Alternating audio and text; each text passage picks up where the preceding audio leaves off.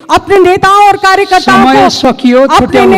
कार्यकर्ताओं को ठीक से प्रशिक्षित करें। हिंदी का नेपाल में क्या स्थान है और हिंदी का यहाँ पे क्या संबंध है वो उनको बताएं, ताकि उनका रगत नहीं उबले। रगत, बुद्ध के संतान का रगत नहीं उबलना चाहिए सभामुख महोदय, और बहुत लोगों का खून उबलता है, लेकिन हम लोग ऐसे ही चांदी के चम्मच में हम लोगों को किसी ने सभासद का सदस्य नहीं दिया है। जनता के बीच में संघर्ष करते करते करते हम लोग आए। सभामुख महोदय, उनके पति राप्ती जिला के दांग जिला के राप्ती गांव पालिका में जब वो चुनाव लड़ रहे थे तो उनके गांव पालिका के निर्वाचन में भारतीय रुपया बांटा गया। बाद में जब गांव वालों ने पकड़ा कि नहीं, ये भारतीय रुपया तो उत्तर की छिमे के चीन की तरफ से बांटा गया है, तो कहीं इस संसद में बिना किसी बड़ी शक्ति के आरोप के बिना उनको कैसे हिम्मत हुई? कहीं हमारे उत्तरी छिमे की चीन के इशारे पे तो उन्होंने एक भारतीय चीली पे आरोप नहीं लगाया है। जंजीर जब तक रहेगी तो हमारा संघर्ष रहेगा, और हिम्मत है तो वो जंजीर को हटाइए और तब हम साथ मिलकर नेपाल बनाएंगे, नहीं तो ये बात तो चलती रहेगी। सभामुख महोदय, मैं फिर से कहती हूँ कि इसको सभामुख महोदय रिकॉर्ड से हटाया जाए। मैं ये मांग करती हूँ, जब तक इसके बारे में ये घृणा का स्पीच इसको रिकॉर्ड से नहीं हटाया जाएगा, मैं क्षमा चाहती हूँ। हम लोग संसद को ठीक से सुचारू रूप से आगे बढ़ने में देने में असमर्थ हैं। माननीय सरिता गिरी, के छ तपाईको संक्षिप्तमा राख्नु त।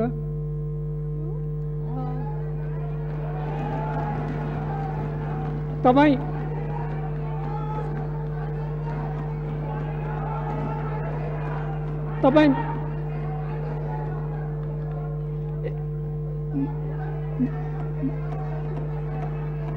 मैले तपाईहरुको कुरा बुझेँ, म रुलिङ गर्छु। रुलिङ गर्नुन्जेल तपाईहरु शान्त भइदिनु होला।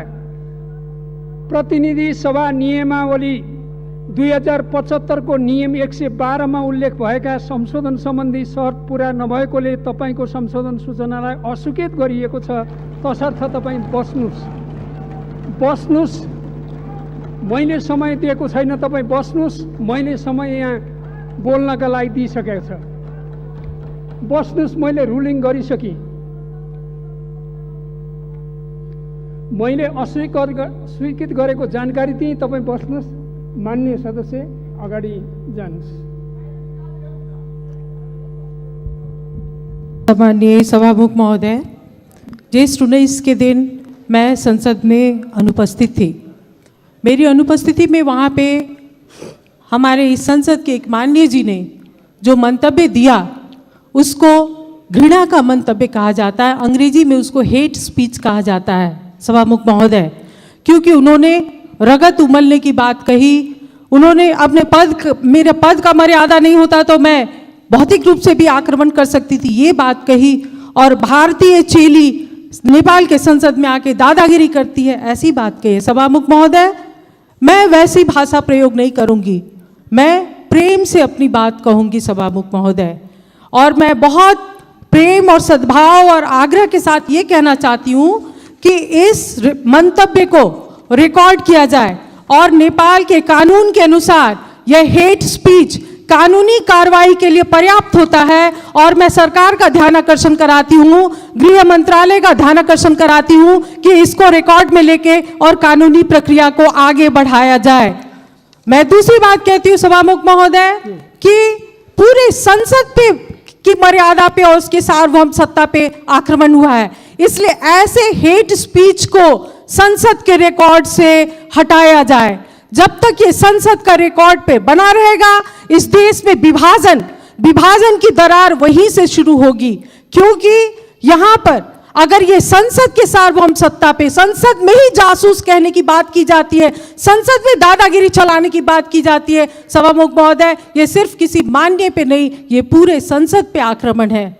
सभामुख महोदय, मैं क्षमा चाहती हूँ कि हमारे माननीय जी भी संसद का वक्तव्य पढ़ के अपना वक्तव्य देती हैं या मीडिया में जो प्रायोजित ढंग से वक्तव्य आता है उसको कहती हैं। मैंने कहा है भारत और चीन दोनों देश के साथ संवाद करके बात आगे बढ़ाई जाए, और थोड़ी देर के बाद मीडिया ने भारतलाई नसोधिकन नक्शा बनाउने ये कहा कि प्रायोजित किया। उन्होंने भी उसी मंतव्य को पढ़ा है, सुना है और उसके बाद अपनी धारणा व्यक्त करती हैं। कम से कम हम लोग सभासद लोग जब बोलते हैं तो वस्तुगत तथ्य और प्रमाण के आधार पे बोलें। जब बाहर के जनता की हल्ला होती है, उसी के हल्ला में हम लोग जाएंगे तो हम लोग देश का नेतृत्व कैसे करेंगे। मैं जो दूसरी बात, महत्वपूर्ण बात उठाना चाहती हूँ यहाँ पर, हमारे माननीय जी ने एक बात तो अच्छा ही कहा, भारतीय चेली को भारतीय दलाल बोलते बोलते चेली कहा, महिला है सहानुभूति होगी इसलिए इज्जत बढ़ाया है, लेकिन फिर भारतीय जासूस करके उन्होंने सब पे पानी फेर दिया। मुझको भी मालूम है सभामुख महोदय, उनके पति राप्ती जिला के दांग जिला के राप्ती गांव पालिका में जब वो चुनाव लड़ रहे थे तो उनके गांव पालिका के निर्वाचन में भारतीय रुपया बांटा गया। बाद में जब गांव वालों ने पकड़ा कि नहीं ये भारतीय रुपया तो उत्तर की छिमेकी चीन की तरफ से बांटा गया है, तो कहीं इस संसद में बिना किसी बड़ी शक्ति के आरोप के बिना उनको कैसे हिम्मत हुई, कहीं हमारे उत्तरी छिमेकी चीन के इशारे पे तो उन्होंने एक भारतीय चेली पे आरोप नहीं लगाया है।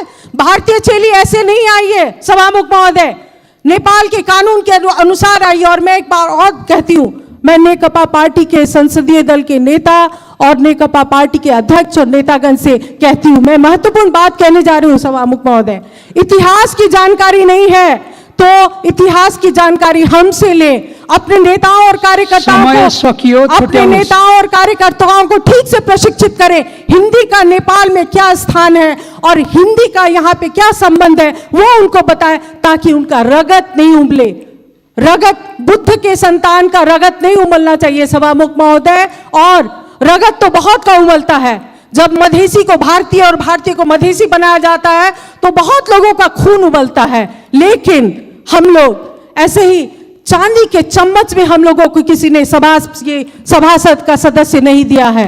जनता के बीच में संघर्ष करते करते करते हम लोग आए। और अंत में एक बात और मैं कहूंगी, नागरिकता के विषय में उन्होंने कहा है कि हम लोग क्यों राष्ट्रपति होंगे, हम लोग समय सकिसकेको छ। मैं एकदम खत्म कर रही हूँ, महत्वपूर्ण बात है। तो मैं भी ये चुनौती देती हूँ, मैं चुनौती देती हूँ कि 2072 साल का संविधान बनाने वक्त जब मधेसी सड़क पे थे तो उन्होंने आर्टिकल 279 लाके हमारे हाथ और पैर में जंजीर बांधी है। जंजीर जब तक रहेगी तो हमारा संघर्ष रहेगा, और हिम्मत है तो वो जंजीर को हटाइए और तब हम साथ मिलकर नेपाल बनाएंगे, नहीं तो ये बात तो चलती रहेगी सभामुख महोदय। मैं फिर से कहती हूँ कि इसको सभामुख महोदय रिकॉर्ड से हटाया जाए। मैं ये मांग करती हूँ, जब तक इसके बारे में ये घृणा का स्पीच इसको रिकॉर्ड से नहीं हटाया जाएगा, मैं क्षमा चाहती हूँ, हम लोग संसद को ठीक से सुचारू रूप से आगे बढ़ने में देने में असमर्थ हैं सभामुख महोदय। यो गजबको गौरव लाग्यो के भन्या छ नि, मलाई त यो नेपाली र नेपालको कर्तव्य थियो। यो कर्तव्य निर्वाह गर्दैछौँ अध्यक्ष महोदय। नेपालमा जन्मेको कारणले, नेपाली भएको कारणले यो कर्तव्य निर्वाह गर्ने अवसर आज प्राप्त भयो। यो अवसर प्राप्त गर्नको निम्ति धेरै मान्छे शहीद भए, यो अवसर प्राप्त गर्नको निम्ति धेरै आन्दोलन गर्नु पर्यो, लाठी खाइयो, चुटाई खाइयो, थुनामा पर्यो, काला पानी क्षेत्र हाम्रो हो भन्दा गोदाई खाइयो। त्यस्तो हुँदै हुँदै चाहिँ नि आज हामी यहाँ आइपुग्यौँ। यति काम गर्नको निम्ति हामीलाई गणतन्त्र चाहिने अवस्था परेको रहेछ। गणतन्त्र नआए यो काम भएन। किन भएन? जति धाक लाए पनि, जति लिपपोत गरे पनि, जति छोपे पनि गणतन्त्र नआइकन, लोकतन्त्र नआइकन वास्तविक रूपमा चाहिँ हामीले यो काम गर्न सकेनौँ। आज नेपालको सरकार, जो नेपाल कम्युनिस्ट पार्टीको नेतृत्वको सरकारले पहिलोपल्ट नेपालमा क्याबिनेट निर्णय गरेर, राजपत्रमा निकालेर, नक्सा नै प्रकाशन गरेर अतिक्रमण भएको भूभागलाई आफ्नो नक्सामा राख्न सफल हो। यो पहिलो मन्त्री परिषद हो, यो पहिलो काम हो। याभन्दा अगाडिकाले गरेनन्, गफ गरे होलान्, कुरा गरे होलान्, के लिपापत्ति गरे होलान्। त्यसैले आज मलाई अध्यक्ष महोदय गणतन्त्र आएछ भन्ने गजबको अनुभूति प्राप्त भयो। अध्यक्ष महोदय, म गणतन्त्रमा छु, यहाँ गणतान्त्रिक लोकतान्त्रिक पद्धति अब सुरु भयो भनेर मलाई अनुभूति भएको छ। 1814 देखि 1816 सम्म हाम्रा पुर्खाले साम्राज्यवादी अंग्रेजका विरुद्धमा लडेर प्राप्त गरेको भूभाग अग्नि थापा, बलभद्र, अमरसिंह जस्ता महान पुरुषहरूले ल्याएको यो भूभाग उहाँहरूलाई म अभिवादन गर्न चाहन्छु। यसमा अब छिन्न प्रश्न उठाउने, सधैँ प्रश्न उठाउने, आन्दोलन गर्ने सबै र विज्ञहरूप्रति पनि अध्यक्ष महोदय म आभार व्यक्त गर्न चाहन्छु, जसले यसको बारेमा सधैँ सधैँ आवाज उठाइरहे। राजतन्त्र र उसका मतियारहरूले विगतमा जे गरे अहिले भन्न काम छैन। त्यसैले अब 32 सालमा म 8-10 कक्षामा पढ्ने बेलामा चुच्चे नक्सा बनाएकै हो, 32 सालपछि चुच्चे नक्सा भाँचेकै हो। त्यो बेला हामीलाई थाहा भएन, अहिले थाहा भयो। भारतीय अब काम हाम्रो के छ त भने भारतीय सेना त्यहाँबाट हटाउने, हाम्रो भूमि फिर्ता गराउने, बनेको बाटोलाई नेपालको सहमति र स्वीकृति बेगर चल्न नदिने यो नेपाल र नेपालीको अब कर्तव्य छ। भारतीय शासकको पेरोलमा बसेका केही मान्छेहरू बाहेक अरू कसैले पनि यसको विरोध गर्दैनन् अध्यक्ष महोदय। त्यो कुरा राष्ट्रिय सहमति भएको कुराले प्रश्न भएको छ। तर केही पेरोलवालाले के भने त्यो भूमि फिर्ता ल्यायो भने म चाहिँ बुट पोलिस गर्छु ओलीजीको भने। बुट पोलिस गर्ने मान्छे अहिले पनि ऊ बुट पोलिसैवाला हो अध्यक्ष महोदय। अहिले मोदीको बुट पोलिस गर्दैछन्, भूमि फिर्ता आयो भने ओलीको बुट पोलिस गर्छन्। काम त उनको बुट पोलिसै गर्ने हो नि अध्यक्ष महोदय। त्यस कारणले म चाहिँ हाम्रो सम्माननीय प्रधानमन्त्रीलाई आग्रह गर्न चाहन्छु, जमिन फिर्ता आउँछ, ल्याइन्छ, गरिन्छ, आएपछि उसलाई बुट पोलिस गर्न नलगाउँ, सीमाको पाले बनाऊ है अध्यक्ष महोदय मार्फत म प्रधानमन्त्रीज्यूलाई आग्रह गर्न चाहन्छु। त्यस कारणले राष्ट्रियता सबै नेपालीको, खास गरी सीमामा बस्ने नेपालीलाई हामीले सलाम गर्नुपर्छ। भारतको सिमानामा बस्ने, चीनको सिमानामा बस्ने ती हिमाली नेपालीहरू, ती मधेसी नेपालीहरू जसले सीमाको रक्षा गरेर बसेका छन्, तिनीहरूको सम्मान गर्नुपर्छ। कालापानी क्षेत्र, लिपिया, लिम्पुधुराका बासिन्दाको इज्जत र सम्मान गर्नुपर्छ अध्यक्ष महोदय। यसरी हामीले काम गर्दै जायौँ भनेदेखि हाम्रो देशमा अहिले गजबको एकता भयो भने गजबको यो सामान्य एकता हो। यसमा एकता नभए कहिले हुने त? यसमा पनि एकता नगरे कहिले गर्ने त? राष्ट्रिय एकता यस्तैमा हुने हो। नेपाल र नेपालीका हितका निम्ति यस्तो चाहिँ एकता गर्ने हो। त्यस कारणले अध्यक्ष महोदय म सम्मानित यस सदनमा के कुरा चाहिँ निवेदन गर्न चाहन्छु भने भारतीय सेना